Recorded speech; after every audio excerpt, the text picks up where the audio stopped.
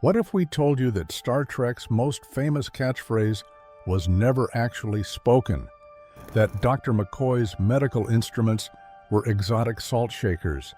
And that Lucille Ball saved the entire franchise, from explosive sound effects that permanently damaged actors' hearing to a theme song with secret lyrics written purely for financial gain? The original series harbors secrets that would make even Spock raise an eyebrow. Here are the 15 weird facts you didn't know about Star Trek, the original series. Fact 1. "Beam me up, Scotty" was never said. If you ask anyone to quote a famous line from Star Trek, chances are they'll say, "Beam me up, it's Scotty," without hesitation. This phrase has become so deeply embedded in popular culture that it appears on everything from bumper stickers to rap album titles, and it's been referenced in countless movies, TV shows, and commercials over the decades. The only problem is that Captain Kirk never actually said these exact words in any episode of the original Star Trek series or in any of the subsequent films. Throughout the 3 seasons that aired from 1966 to 1969, Kirk came remarkably close to saying this famous phrase multiple times, but he always used slightly different wording. In the 1969 episode The Savage Curtain, Kirk says, "Scotty, beam us up fast." In The Gamesters of Triskelion from 1968, he simply says, "Beam us up." He came even closer in the 1967 episode This Side of Paradise, when he says, "Beam me up," without mentioning Scotty at all. The closest Kirk ever came to the popular misquote was in the 1986 film Star Trek IV The Voyage Home, where he says, "Scotty, beam me up," just switching the order of the words. Even William Shatner himself acknowledged this famous non-quote by including the exact phrase, "Beam me up, Scotty," in his 1996 novel, The Ashes of Eden, though this was decades after the original series ended. Nobody knows exactly how this misquotation became so widespread, but it likely happened the same way many famous movie and TV quotes get misremembered. The public version simply flows better and sounds more natural than what was actually said. The phrase became so popular that James Doohan, who played Scotty, even titled his autobiography, "Beam Me Up, Scotty," after the quote he never actually heard on set. Fact 2. Theme song has secret greedy lyrics. The iconic Star Trek theme song that plays during the opening credits is one of the most recognizable pieces of music in television history. But what most fans don't know is that Gene Roddenberry wrote a complete set of lyrics for it that were never meant to be heard by anyone. Composer Alexander Courage created the stirring instrumental theme that accompanied William Shatner's famous Space, the Final Frontier narration. And under normal circumstances, he would have received all the royalties every time the show aired, since he was the sole creator of the music. However, Roddenberry had other plans that didn't involve sharing those potential profits. Without telling Courage what he was doing, Roddenberry sat down and wrote lyrics to the theme song, not because he thought they would improve the show or because NBC had requested them, but purely so he could claim half of the composer's royalties by being listed as a co-writer. The lyrics themselves were admittedly terrible, filled with awkward phrases about wandering in starlight and strange love that a star woman teaches, but their quality didn't matter since they were never intended for public consumption. When Courage discovered what had happened, he was furious and called Roddenberry's actions unethical, even though they were technically legal due to a contract clause that allowed the show's creator to add lyrics if he chose to. Roddenberry was completely unapologetic about the situation and reportedly told people, "Hey, I have to get some money somewhere. I'm sure not going to get it out of the profits of Star Trek." This financial scheme worked exactly as Roddenberry had planned, and he continued to receive 50% of the theme song royalties for years to come, including payments from later Star Trek movies that used portions of Courage's original composition. Courage was so upset by this arrangement that he refused to work directly with Roddenberry again. Fact 3. Lucille Ball saved Star Trek twice. Most people know Lucille Ball as the hilarious redhead from I Love Lucy, but what they don't realize is that without her business decisions, Star Trek would have died before it ever made it to television. After her divorce from Desi Arnaz in 1960, Ball became the owner and president of Desilu Productions, one of Hollywood's most powerful independent studios, which made her one of the few women in a position of real authority in the entertainment industry at that time. When Gene Roddenberry brought his space western concept to Desilu in 1964, Ball reportedly didn't fully understand what the show was about, and allegedly thought Star Trek referred to a group of traveling USO performers during World War II. Despite her confusion about the concept, she believed in Roddenberry's vision enough to put up the money for the expensive pilot episode called The Cage, which cost over $600,000 to produce. When NBC rejected that first pilot but unusually offered to pay for a second one, Ball again supported the project financially, splitting the costs with the network. The second time Ball saved Star Trek was even more dramatic and happened after NBC had already picked up the series for production. The conservative board of directors at Desilu, including her second husband Gary Morton and her own brother Fred, were worried that the studio was taking on too many expensive projects at once with Star Trek, Mission Impossible, and other shows. During a crucial board meeting, virtually every member voted to cancel Star Trek production, believing it would be too costly and risky for the studio. Ball, as chairwoman of the board, had the power to override their decision, and according to witnesses, she did so with nothing more than a simple nod of her head toward producer Herb Solow, effectively saving the entire franchise with a single gesture. Fact 4. McCoy's medical tools were salt shakers. When Dr. Leonard McCoy performed his life-saving medical procedures in the Enterprise sickbay, he was actually using a collection of exotic salt shakers that had been repurposed as futuristic medical instruments. This strange transformation happened completely by accident during the production of the very first Star Trek episode to air, The Man Trap, which featured an alien creature that was obsessed with draining salt from human bodies. Property master Irving Feinberg had been tasked with finding salt shakers that would look appropriately futuristic for the 23rd century. So he went out and purchased a selection of very unusual and elegantly designed Danish salt shakers in the modern Eames style. When he brought them back to show Gene Roddenberry, the creator immediately realized there was a problem with his choices. The salt shakers were so beautifully shaped and exotic looking that no television audience would ever recognize them as ordinary table salt dispensers, which meant the plot point about the creature's salt obsession wouldn't make sense to viewers. Roddenberry told Feinberg to go down to the studio commissary and bring back some regular, recognizable salt shakers that people would instantly understand. But as the prop master was leaving, Roddenberry had a brilliant, cost-saving idea. He looked at the collection of elegant, futuristic-looking devices that Feinberg had originally purchased and declared that those 8 items would become Dr. McCoy's medical operating instruments instead of being returned to the store. For the next 2 years of production, the majority of McCoy's life-saving medical tools in sickbay were actually these repurposed salt shakers, with Feinberg and the prop department creating additional similar-looking instruments based on the original Danish designs. Roddenberry later admitted that this creative recycling not only worked perfectly on screen, but also helped keep their prop budget costs significantly lower than they would have been otherwise. Fact 5. Explosive sound nearly deafened the cast. During the filming of the second season episode, The Apple, a special effects explosion created such a dangerously loud sound that it caused immediate and permanent hearing damage to several of the main cast members.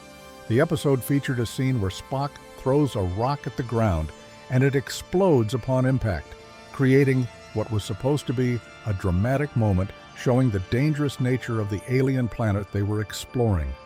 However, the sound technicians made the explosion effect far louder than anyone had anticipated, and the noise was so intense and damaging that the actors were still wearing their Star Trek costumes when they were rushed to a doctor's office in Hollywood for emergency medical treatment. The sound was powerful enough to cause lasting physical harm to people who were simply standing nearby when it played through the studio speakers. DeForest Kelley, who played Dr. McCoy, suffered the worst effects from this production accident and admitted 20 years later that he had experienced constant ringing in his ears ever since that day of filming. Leonard Nimoy, who played Spock and was directly involved in the scene, also suffered hearing damage, but to a lesser degree, though he still felt the effects for years afterward. William Shatner's hearing problems were made even worse by this incident because he had already damaged his ears during the filming of an earlier episode called Arena, where he had been positioned too close to another explosion. The combination of these two accidents caused Shatner to develop severe tinnitus that plagued him for decades. And he later said that getting help from the American Tinnitus Association literally saved his life because the constant ear ringing had become so unbearable. This dangerous sound effect incident shows how the low-budget production of the original series sometimes put the cast at genuine physical risk during filming. Fact 6. NBC airbrushed out Spock's ears. When NBC was preparing to promote Star Trek in magazines, before the show's premiere, network executives made the decision to digitally alter all promotional photographs of Spock by airbrushing out his distinctive pointed ears and slanted eyebrows. The network was genuinely concerned that potential viewers would be put off by Spock's appearance because his features made him look too much like traditional depictions of the devil, and they worried this resemblance would prevent people from tuning in to watch the show. This fear seems almost ridiculous today, considering that Spock became not only one of the most popular characters on Star Trek, but also an unexpected sex symbol who attracted a huge following among young female viewers. However, in 1966, television was much more conservative, and NBC executives were playing it safe by removing any visual elements that might seem controversial or off-putting to mainstream American audiences. The network's concerns about Spock's devilish appearance were completely unfounded, as became clear once the show actually started airing and audiences got to see Leonard Nimoy's full performance as the logical Vulcan science officer. Rather than being frightened or disturbed by his alien features, viewers were fascinated by the character's unique combination of otherworldly appearance and rational intellectual personality. Spock's popularity grew so quickly that he often received more fan mail than Captain Kirk himself. The irony of NBC's decision to hide Spock's most distinctive feature in promotional materials is that those pointed ears and angular eyebrows became some of the most recognizable elements in all of science fiction television.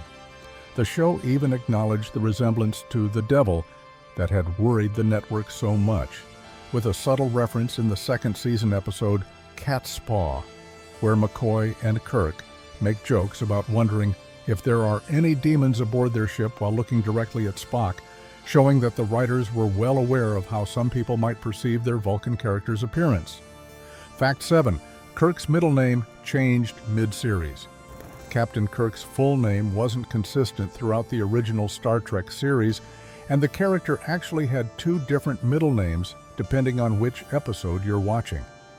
In the second pilot episode, Where No Man Has Gone Before, Kirk's psychically powered friend Gary Mitchell creates a grave marker for the captain during their final confrontation, and the tombstone clearly reads James R. Kirk, with the middle initial being the letter R.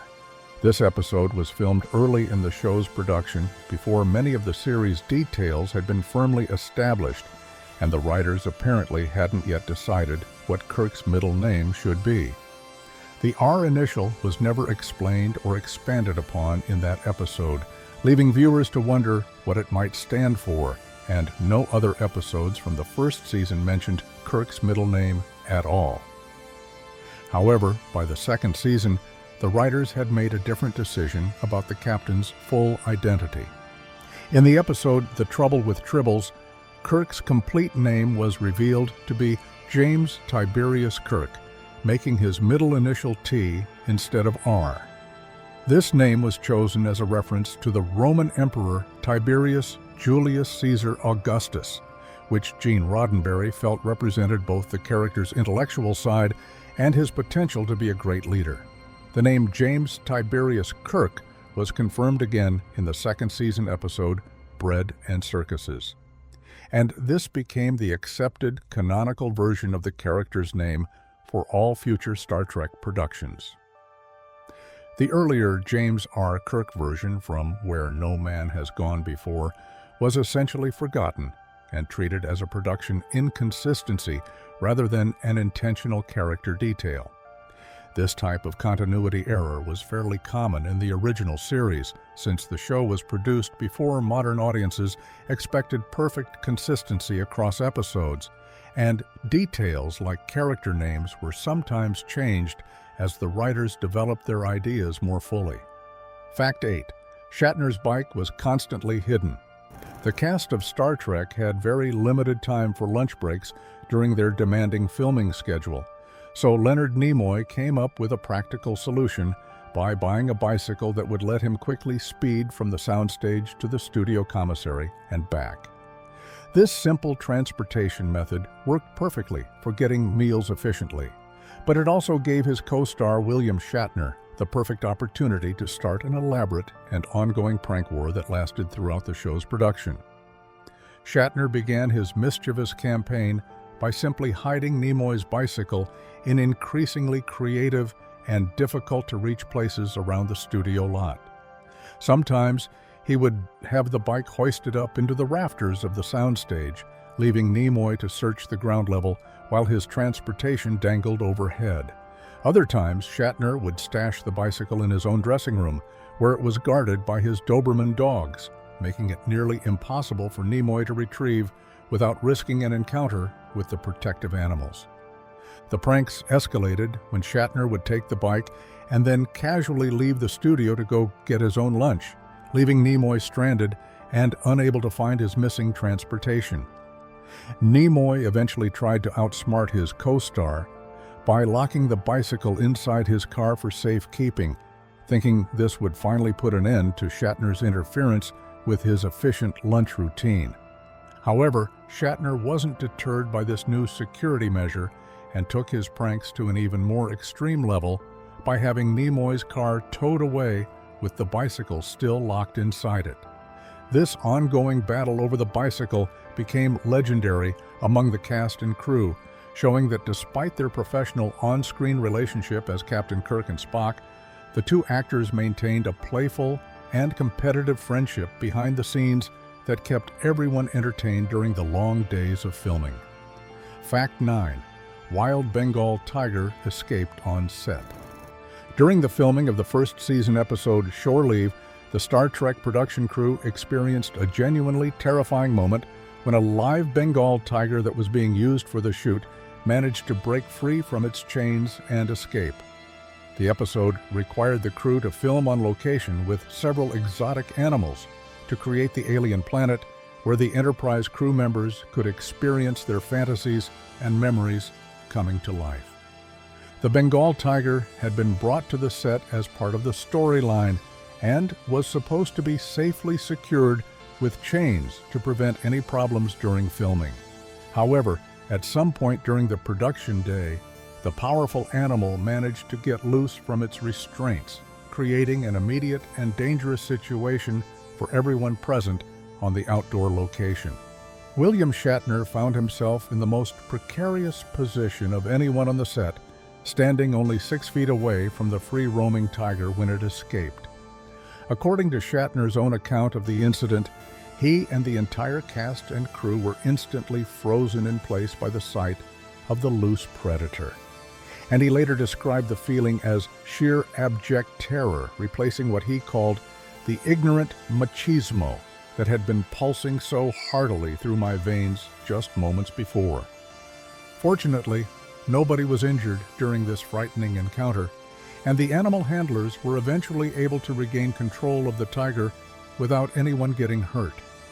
Shatner later reflected that it was probably a good thing that an elephant that had also been hired for the episode didn't make it to the filming location on time, since dealing with two large escaped animals would have made an already dangerous situation much worse. This incident was just one of at least 2 occasions during the original Star Trek filming where wildlife got out of control and created unexpected problems for the cast and crew. Fact 10. Spock's uniform colors were wrong. In the second pilot episode, Where No Man Has Gone Before, Spock is clearly wearing a command gold uniform instead of the science blue that he would wear throughout the rest of the series.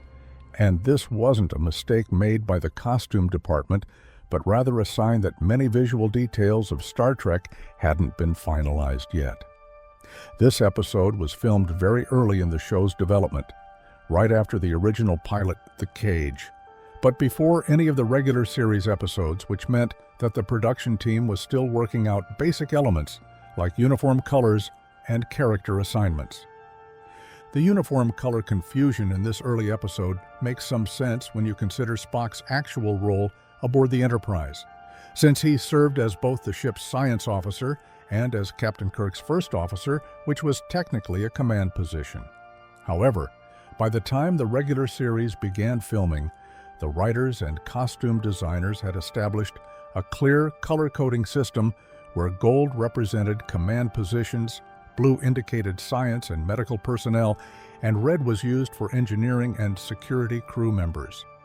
Spock wasn't the only character whose uniform didn't match what viewers would later expect to see, as Scotty and Sulu also appeared in different colored shirts in this early episode than they would wear in most of the series. The production team was essentially using Where No Man Has Gone Before as a testing ground for various visual and character elements that would later become standardized. Spock's makeup was also noticeably different in this episode, with more severe eyebrows and a more yellowish complexion than Leonard Nimoy would have in later episodes, showing that even the character's physical appearance was still being refined. These early inconsistencies demonstrate how much the look and feel of Star Trek evolved between the pilot episodes and the actual series, as the creators experimented with different approaches before settling on the iconic visual style that fans recognize today. Fact 11. Nichelle Nichols faced studio gate discrimination. While Nichelle Nichols was breaking barriers on screen as Lieutenant Uhura, she faced serious discrimination behind the scenes at the studio where Star Trek was filmed. Despite being a main cast member with a significant role as the Enterprise's communications officer, Nichols was not permitted to enter the studio through the same gate that was used by the rest of the cast and crew, forcing her to use a separate entrance because of her race. The discrimination Nichols experienced went far beyond just the segregated entrance policy, as some of the studio security guards would deliberately harass her when she arrived for work each day.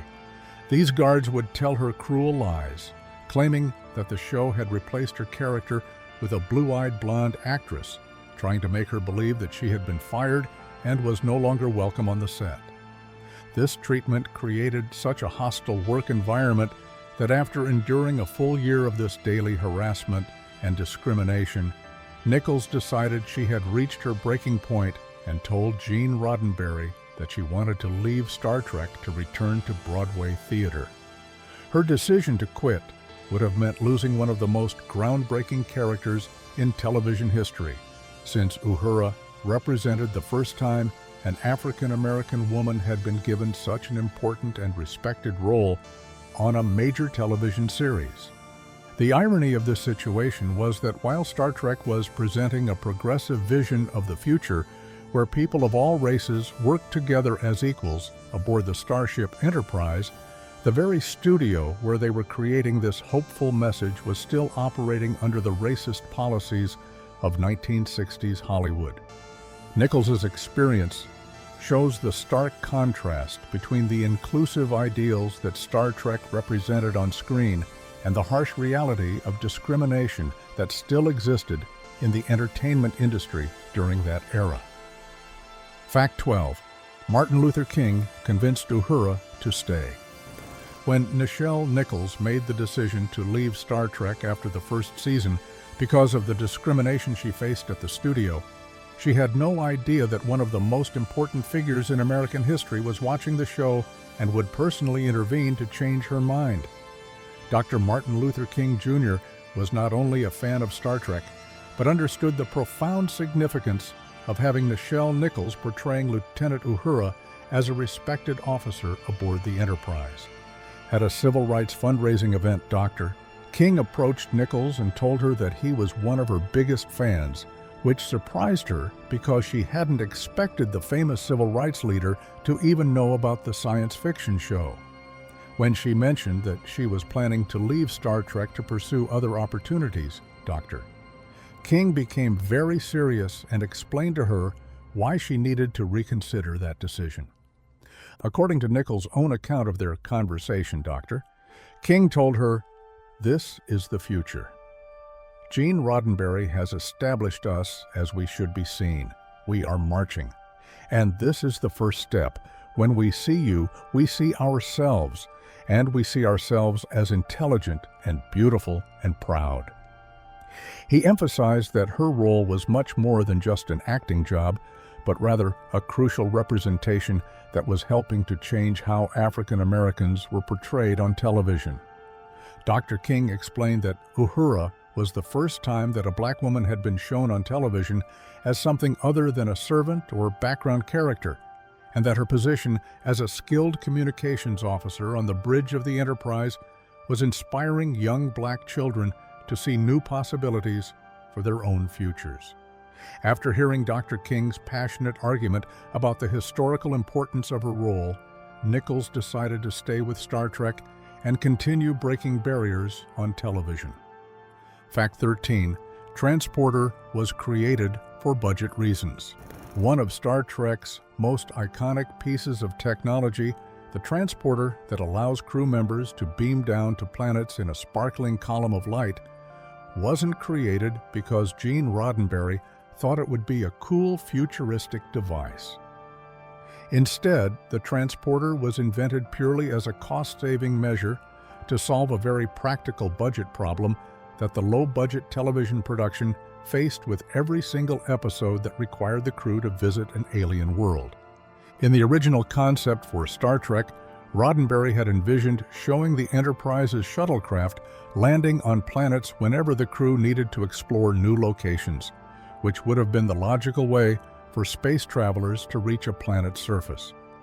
However, creating convincing special effects shots of shuttles taking off and landing would have been extremely expensive for a television show in the 1960s, requiring detailed model work, matte paintings, and complex filming techniques for every planet-based episode. The production team quickly realized that they simply couldn't afford to show shuttle landings week after week, especially since Star Trek was already pushing the boundaries of what a television budget could accomplish with its futuristic sets, costumes, and alien makeup. Roddenberry needed to find a much cheaper alternative that would still allow the story to move characters from the ship to planetary locations without breaking the bank. His solution was to create the transporter, a device that could instantly teleport people from one place to another using nothing more than some glittering special effects and sound effects that could be added in post-production. The famous sparkling transporter effect was created using a simple technique involving aluminum powder, water, and glitter that was filmed and then overlaid onto the actors during editing, making it one of the most cost-effective special effects in television history, while simultaneously creating one of science fiction's most memorable and influential technologies. Fact 14. Nimoy's father cut Spock haircuts unknowingly. While Leonard Nimoy was becoming famous for playing the logical Vulcan science officer Spock on Star Trek, his father was still working as a barber and had no idea that he was cutting hair for some very special customers. Max Nimoy operated his own barbershop, and continued working in his trade even after his son became a television star, maintaining the same regular business he had run for years before Star Trek made the family name recognizable. During the height of Star Trek's popularity in the mid-1960s, teenagers and young fans began coming into Max Nimoy's barbershop asking for what they called Mr. Spock haircuts, wanting to copy the distinctive straight-across bangs and angular style that Leonard Nimoy wore as the half-Vulcan character. The elder Nimoy would carefully cut their hair to match the requested style, completely unaware that these young customers were asking him to recreate his own son's famous television appearance. Leonard Nimoy later revealed this amusing situation in a magazine interview, explaining that the youngsters who came to his father's shop requesting Spock haircuts had no idea they were getting their hair styled by the actual actor's father. The teenagers simply knew they wanted to look like their favorite character from the popular science fiction show. And they had found a barber who was skilled at cutting the precise geometric style they wanted. This situation created a perfect circle of irony, where Max Nimoy was unknowingly helping young fans emulate his son's iconic look while having no connection in his mind between the television character and his own family. The father was simply doing his job as a professional barber, carefully crafting the exact hairstyle that his son had made famous on television, without realizing that he was the one person in the world who had the most direct connection to the original Mr. Spock himself. Fact 15. Enterprise models had inconsistent nacelles. The USS Enterprise looked slightly different from episode to episode throughout the original Star Trek series, and these changes weren't intentional design updates, but rather the result of budget constraints that forced the production team to use multiple ship models with varying details.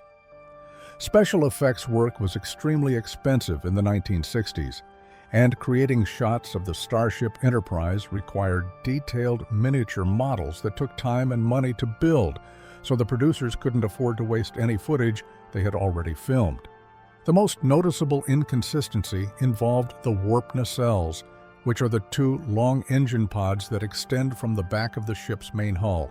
Sometimes the Enterprise appeared with red, needle-tipped nacelles that had sharp-pointed ends, while in other shots, the same ship would have lighted nacelles that appeared to be spinning or rotating with a glowing effect.